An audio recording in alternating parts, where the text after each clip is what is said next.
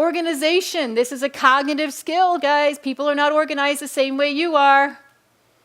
We make the mistake of trying to teach kids how to be organized based on the way we're wired. Well, guess what? A 5-subject notebook doesn't work for me because I lose notebooks. And when I lose that notebook, I lose every single subject. So when you demand a 5-subject notebook, you're actually really disabling a kid. Color-coded folders don't work for me because I put everything in the wrong folders. I need things in black and white. Give me a bag with extra zippers and snaps doesn't work for me. I've had kids who have come in with their homework in the big pockets of their oversized pants. That's fine, as long as it gets in. I say to them, here's a book report. I'm going to give you 3 different ways you can do the book report. Here's the visual model. But then I work backwards when I teach organization. I always say to kids, here's what you want in the end.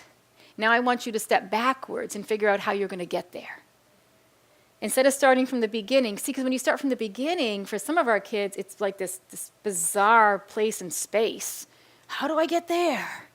And there's all this open universe in between. So show you the final product and then say, okay, now back up the truck. How are you going to get there? Thanks for watching, and I hope you found this video helpful. If you did, make sure to like and subscribe so you never miss another video. I speak and consult on school behavior, and I love to help districts solve some of these problems. See you next time.